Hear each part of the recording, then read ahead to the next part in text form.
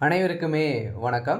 சற்று முன் கிடைத்திருக்கக்கூடிய ஒரு மிக மிக முக்கியமான செய்திகள் வெளியா இருக்கு. ஸ்டாலின் கதை முடிந்தது. திகார் சிறையில் அடைப்பு. இது மாரி பார்த்தீங்கன்னா, செய்திகள் வெளியா இருக்கு. இப்ப அதிரடியாக முதல்வர் ஸ்டாலினுடைய ஒட்டுமொத்த கதையும் முடியக்கூடிய அளவிற்கு தான் இப்ப தமிழகத்தில சம்பவம் நடந்திருக்கு இவருடைய வீட்ல. அதே மாரி இவரு பார்த்தீங்கன்னா, விசாரணைக்கு உட்படுத்தியிருக்காங்க. இப்ப திமுகல இருக்கக்கூடிய மாஜி அமைச்சர்களுடைய அனைத்து லிஸ்ட்டுகளுமே பார்த்தீங்கன்னா, தாவேகாவுடைய அரசு வெளியிட்டிருக்காங்க. இதுல பார்த்தீங்கன்னா, மாஜி அமைச்சர்கள் அனைவருமே அவருடைய ஒட்டுமொத்த கதையுமே முடியக்கூடிய அளவிற்கு தான் சம்பவம் மேல சம்பவம் இப்போ நடந்திருக்கு. இத பத்தி தான் இந்த வீடியோல பார்க்க போறோம். அதுக்கு முன்னாடி நம்மளுடைய சேனலுக்கு இப்ப தான் நீங்க முதல் முறையாக வந்திருக்கீங்க அப்படின்னா, மறக்காம நம்முடைய சேனல சப்ஸ்கிரைப் பண்ணி, மறக்காம இந்த வீடியோக்கு லைக் பண்ணி பாருங்க. வாங்க வீடியோக்குள்ள நம்ம போகலாம். இப்போ பார்த்தீங்கன்னா, ஸ்டாலின் அவருக்கு பார்த்தீங்கன்னா, திராவிட முன்னேற்றக் கழகம் 2026ல பார்த்தீங்கன்னா, ஒரு மிகப்பெரிய தோல்வி அடைந்த நிலையில மோஸ்ட்லி பார்த்தீங்கன்னா, ஸ்டாலின் அவர்களே பார்த்தீங்கன்னா, கொளத்தூர் தொகுதியில ஒரு மிகப்பெரிய தோல்விய அடைந்துட்டாரு.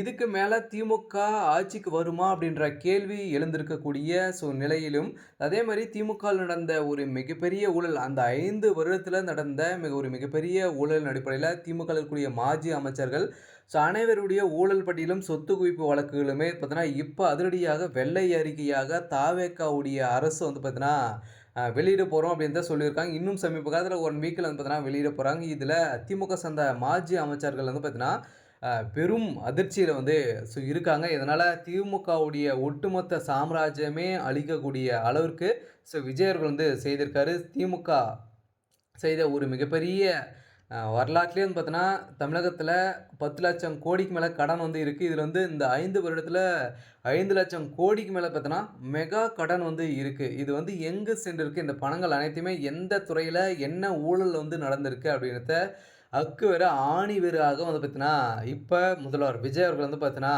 எடுத்திருக்காரு. அந்தந்த துறையில் இருக்கக்கூடிய அமைச்சர்கள் அனைவருமே பார்த்தீங்கன்னா, பட்டியலும் எடுத்திருக்காங்க. இதுல எக்கச்சக்கமான ஊழல் நடந்திருக்கிறத பார்த்தீங்கன்னா, இப்ப விஜய் அவர்கள் வெளிச்சம் போட்டு மக்களுக்கு காட்டப் போறாரு. இது காட்டிட்டாரு அப்படின்னா, திமுக இன்னும் அரசியலுடைய பயணத்த மறக்கக்கூடிய அளவிற்கு தான் இந்த சம்பவம் நடக்கப் போகுது. அதில ஸ்டாலின் உடைய கதை ஒட்டுமொத்தமாக முடியப்போகுது. அவருக்கு சிறை உறுதி அப்படின்னு தான் தெரியும். ஏற்கனவே கொளத்தூர் தொகுதியில ஒவ்வொரு ஓட்டுக்குமே 10,000, 25,000க்கு மேல பார்த்தீங்கன்னா, சேகர் பாபு அவருடைய கையிலே குடுத்ததாகவும் இவர் மீது குற்றச்சாட்டுகள் இருந்திருக்கு. அதே மாரி சேகர் பாபு, செந்தில் பாலாஜி, நேரு அவர்கள் தொடர்ந்து ஒரு மிகப்பெரிய ஊழல் ஆட்சியாகவே செய்யப்பட்டிருக்காங்க அப்படின்றத இப்ப தகுந்த ஆதாரத்துடன் பார்த்தீங்கன்னா, திமுக சார்ந்த தாவேகாவை சேர்ந்த அமைச்சர்கள் பார்த்தீங்கன்னா, இதில அ முதல்வர் விஜய் கிட்ட ஸோ இந்த அனைத்து ஆதாரங்களுமே குடுத்துருக்காங்க. இதன் அடிப்படையில் தான் திமுகவில் இருக்கக்கூடிய மாஜி அமைச்சர்கள் செய்த ஊழல்களை ஸ்டாலின் அவர்கள் கண்டு கொள்ளாமலே பார்த்தீங்கன்னா இருந்ததின் காரணமாக தான் மக்களுக்கு ஒரு நல்லது செய்ய வேண்டும் எதற்காக தான் வாக்குகளை செலுத்தி உங்களை அ அரிய அரியாசனத்தில பார்த்தீங்கன்னா நாங்க உட்கார வைக்கிறோம். இருந்தாலுமே ஸ்டாலின் அவர்கள் செய்த ஒரு மிகப்பெரிய ஒரு தவறு என்ன அப்படின்னு பார்த்தீங்க அப்படின்னா, சேகர் பாபுவை நம்பி தான் அவரது மருமகன் அதே மாரி சபரீசன் நம்பி தான் தற்போது உதயநிதி ஸ்டாலின் அவர்களும் துணை முதல்வராக அவசரமாக பொறுப்பேற்றுக் கொண்ட பின் துணை முதல்வராக உதயநிதி ஸ்டாலின் அவர்கள் பார்த்தீங்கன்னா ஆவதற்கு அவசரம் பார்த்தீங்க அப்படின்னா, மக்கள் கடுமையான கோபத்தில் திமுகவின் மீது இருக்கிறார்கள். கிட்டத்தட்ட தேர்தல் நடைபெறுவதற்கு ஒரு மாதத்துக்கு முன்பதாகவே ஒவ்வொரு வங்கி கணக்கிலுமே ரூ. 5,000 செலுத்தப்பட்டது.